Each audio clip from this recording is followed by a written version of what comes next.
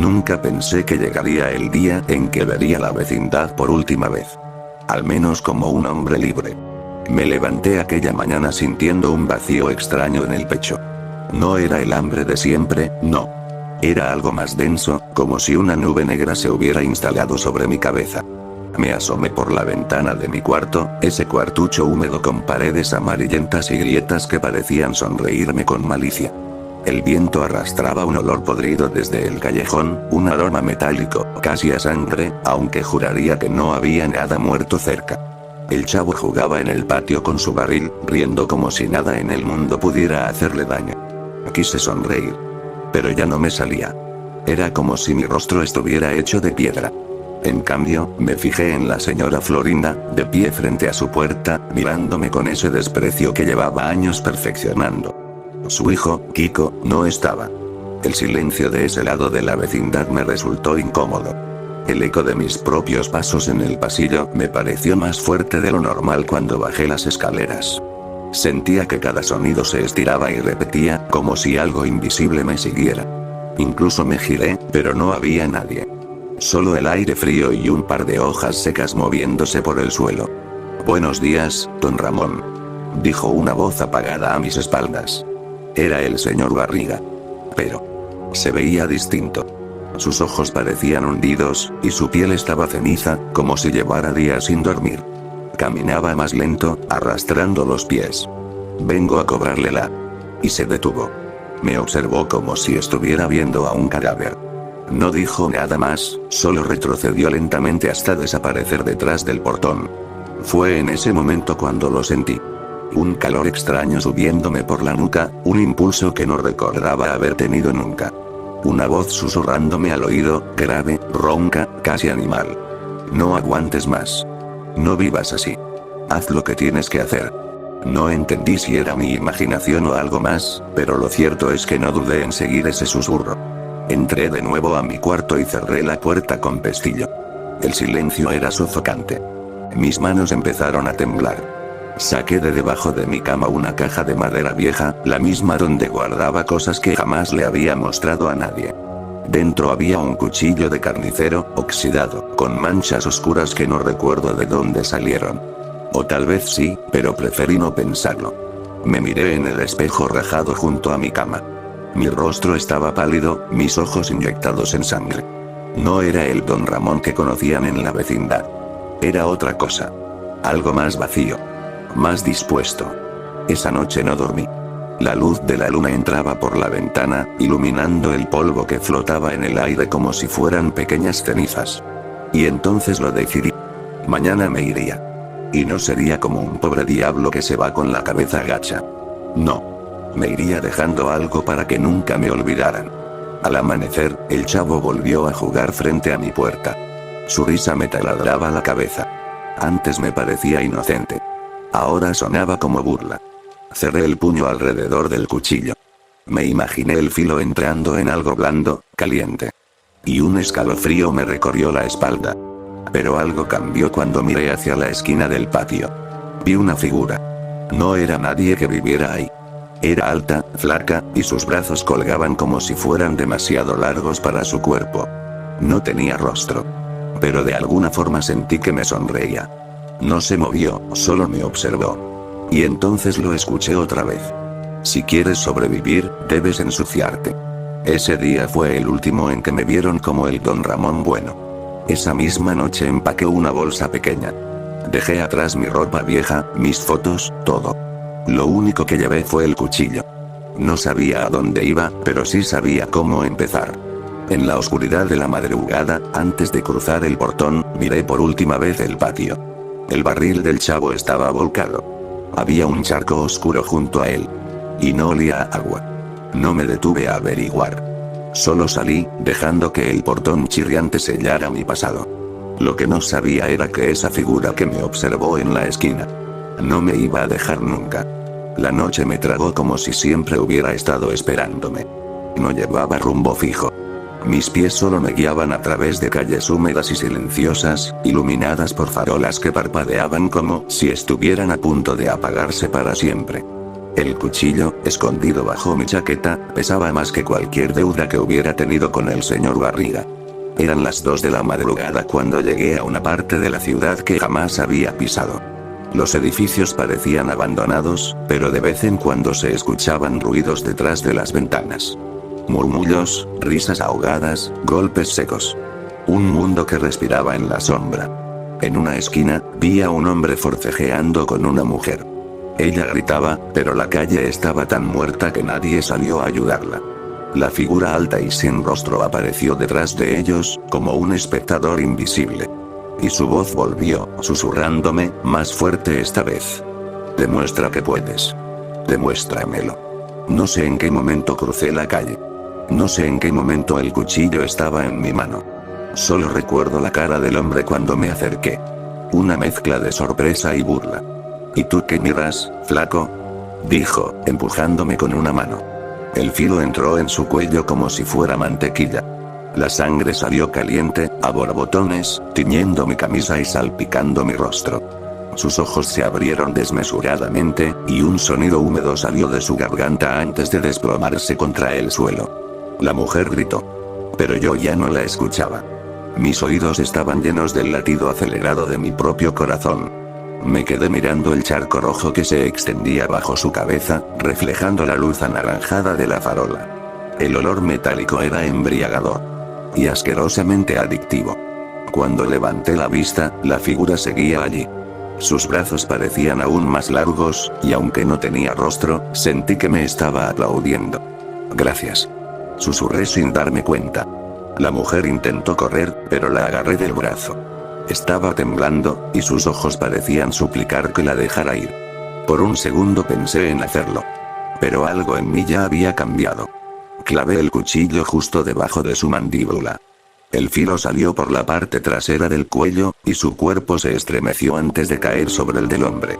La sangre de ambos se mezcló en un charco que poco a poco comenzó a deslizarse hacia la alcantarilla. No sentí culpa.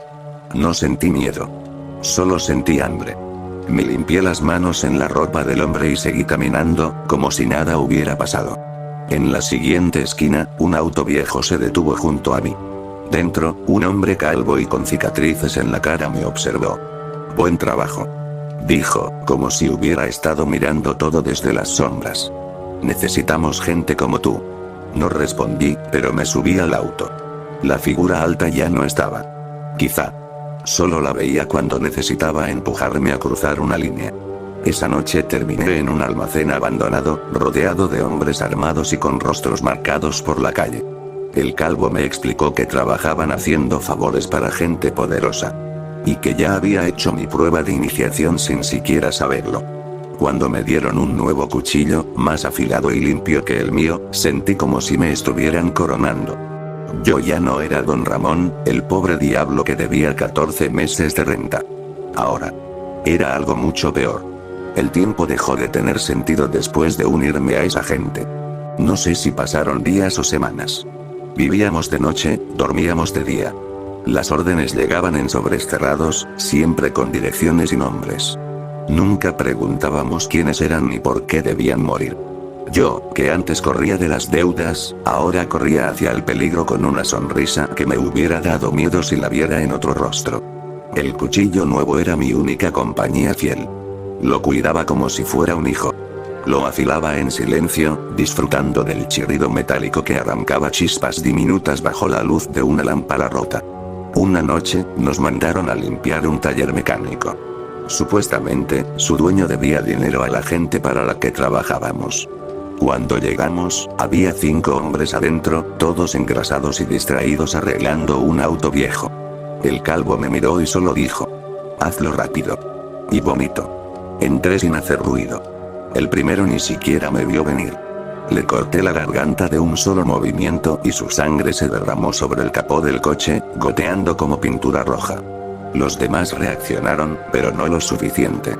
El segundo intentó sacar una llave inglesa, pero lo empujé contra la pared y le enterré el cuchillo en el estómago, girando hasta sentir cómo sus entrañas se movían bajo el filo.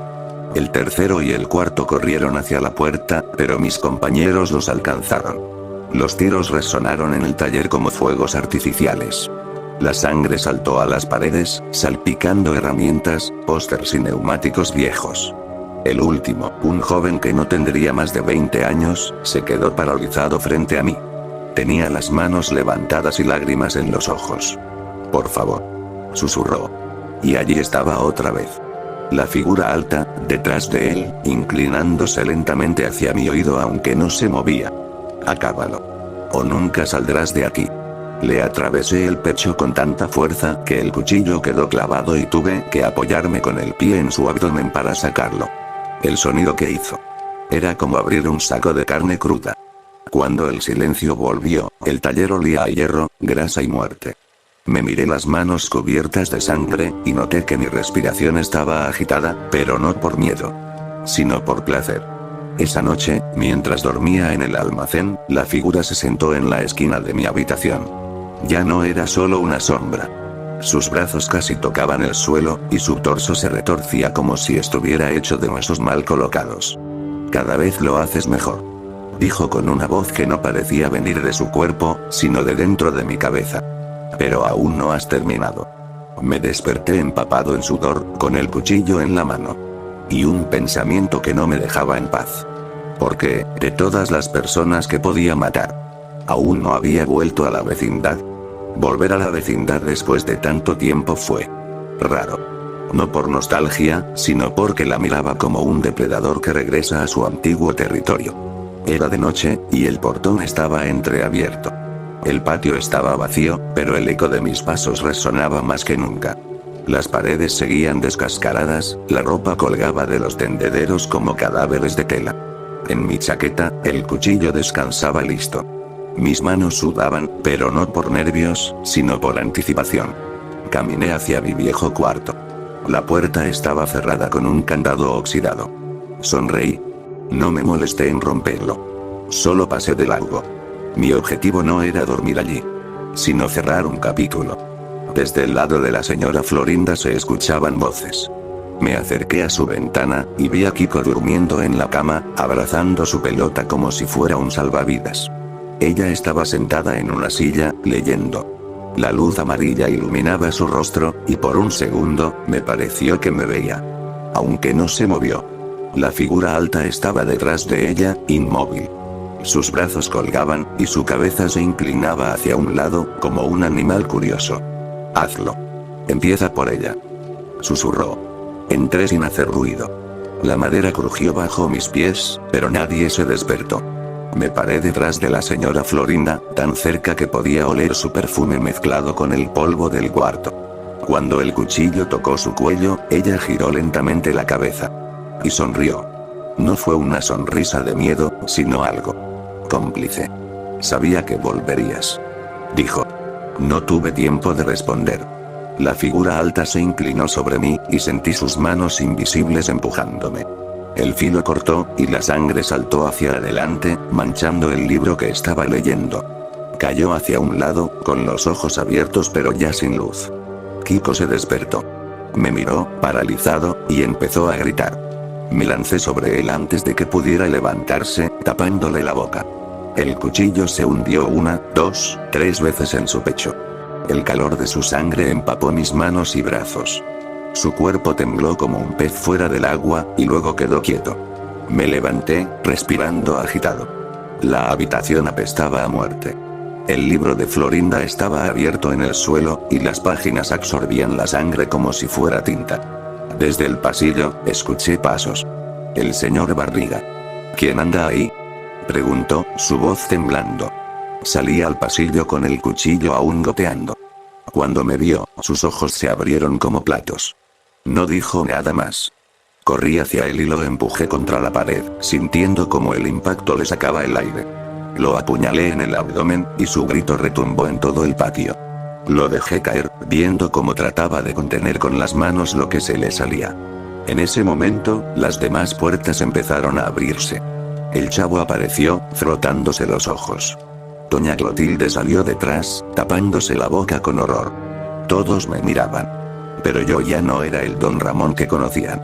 La figura alta estaba en medio del patio, y su voz retumbó dentro de mi cabeza. Ahora. Termina el trabajo. El patio estaba en silencio, pero no un silencio normal. Era ese silencio pesado que precede a una tormenta. O a una masacre. Doña Clotilde retrocedió hacia su puerta, pero la figura alta se colocó detrás de ella. Su sombra se estiró, cubriendo toda la pared, y su voz me atravesó como un cuchillo invisible. Que nadie salga. Corrí hacia Doña Clotilde antes de que pudiera cerrar la puerta. La empujé hacia adentro y ella tropezó, cayendo sobre su propia mesa. Los platos cayeron al suelo, rompiéndose. Don Ramón, no. Gritó, pero ya no quedaba Don Ramón en mí. El cuchillo entró en su abdomen con fuerza, y lo giré lentamente. Sus manos trataron de empujarme, pero su fuerza se apagaba con cada segundo. La arrastré hasta la ventana y la lancé hacia afuera, dejando que cayera en medio del patio. Su cabeza golpeó el cemento con un sonido sordo, y un hilo de sangre se dibujó como una serpiente hacia el drenaje. El chavo todavía estaba ahí, congelado. Su mirada no era de miedo. Era de decepción. ¿Por qué, don Ramón? Preguntó con voz baja. No respondí. Me lancé hacia él, pero corrió hacia su barril. Se metió dentro, creyendo que estaría a salvo. Golpeé la madera una y otra vez hasta que se astilló. Lo agarré del cabello y lo saqué a la fuerza. Su rostro estaba bañado en lágrimas y mocos. Lo apuñalé en el cuello, y la sangre brotó como un chorro, manchándome el rostro. Se retorció en mis brazos, y su cuerpo quedó flácido. Lo dejé caer junto al barril, donde su sangre empezó a llenar la base de madera como si fuera un recipiente. Desde la otra punta del patio, apareció Ñoño, tambaleándose, con la respiración agitada. «Papá», susurró, viendo a su padre tirado en el suelo, con la camisa empapada de rojo. Yo lo vi como un animal herido. Corrí hacia él, y antes de que pudiera girar, le corté la garganta de un solo tajo. Su sangre salió en un arco perfecto, bañando la pared. Para entonces, los gritos ya eran insoportables. Algunos vecinos corrían, otros se escondían. Pero la figura alta estaba en cada esquina, cerrándoles el paso, guiándome como si fuera un perro de caza. Entré a la casa de Godínez. Lo encontré en la cocina, temblando detrás de una silla. «No me mates», balbuceó. Le clavé el cuchillo en el ojo, y el sonido fue como el de una fruta podrida aplastándose. Se desplomó de inmediato. Cuando salí, el patio estaba cubierto de cuerpos. El agua del drenaje ya no era transparente, sino un río espeso y rojo. La figura alta se paseaba lentamente entre ellos, como inspeccionando mi trabajo. «Has hecho bien», dijo, su voz resonando en mi cabeza y en mis huesos. «Pero aún no hemos terminado». Mi respiración era agitada, mis manos estaban tan manchadas que la piel parecía haber cambiado de color. El aire apestaba a sangre, sudor y miedo. Y, sin embargo, sonreía. El patio de la vecindad era un cementerio improvisado. Los cuerpos estaban tirados en posiciones grotescas, las paredes salpicadas de rojo, y el olor. Ese olor espeso que se metía en la garganta y no dejaba respirar. Yo estaba de pie en el centro, con el cuchillo todavía en la mano, pero mi brazo temblaba. No de cansancio, sino de euforia. La figura alta me rodeaba, caminando en círculos como un depredador. No tenía rostro, pero podía sentir su mirada quemándome la piel. «Aún queda uno», susurró. Me giré, buscando entre los cuerpos. Y entonces lo vi. En una esquina oscura, semioculto bajo una mesa caída, estaba el profesor Girafales. Tenía un corte en la frente y respiraba con dificultad. Me miraba como si intentara reconocer en mí al hombre que alguna vez conoció. «Ramón. ¿Qué te pasó?», preguntó con voz rota. No respondí. Caminé hacia él, paso a paso, mientras la figura alta se detenía justo detrás de él, estirando sus brazos como si fuera a envolverlo. «Acaba con todos. Deja que el silencio viva aquí para siempre», me ordenó. El profesor intentó arrastrarse hacia atrás, pero estaba herido. Me agaché frente a él. Por un segundo, nuestras miradas se cruzaron. Y juraría que vi lágrimas en sus ojos. Entonces, sin pensarlo, le clavé el cuchillo en el abdomen y lo empujé hacia arriba, desgarrando todo en su camino. Su grito fue largo, desgarrador, y terminó en un suspiro ahogado. La sangre salió en oleadas, empapando mis manos y brazos. Cuando cayó, el silencio volvió. Solo quedábamos yo. Y la figura. Me miró, o al menos sentí que lo hacía. Ya eres mío, dijo, y su voz no solo estaba en mi cabeza, sino en todas partes. En el aire, en la sangre, en mis huesos. La figura se acercó hasta que su sombra me cubrió por completo. Sentí sus manos largas y huesudas sobre mis hombros. Y entonces, empezó a meterse dentro de mí. No físicamente, sino algo peor. Su sombra se fundió con la mía, su presencia llenó cada rincón de mi mente. Mi cuerpo se tensó. Mis manos se retorcieron. Mi respiración se volvió lenta y profunda. Ya no era don Ramón. Ya no era un hombre. Era él. Salí de la vecindad caminando, dejando el cuchillo tirado entre los cuerpos. Afuera, la ciudad estaba en silencio. Nadie me detuvo, nadie me preguntó nada. Pero, en cada ventana que pasaba, juraría que veía un rostro sin ojos mirándome. Ahora camino por otros lugares. Hago lo que me ordena. Y a veces, en las noches más silenciosas, escucho el eco de risas infantiles mezcladas con gritos. Sé que no son recuerdos.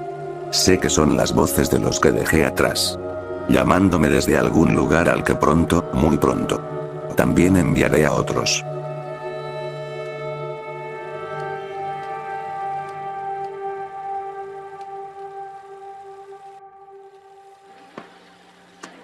¡Toma! No te doy otra más porque presta para que te salga.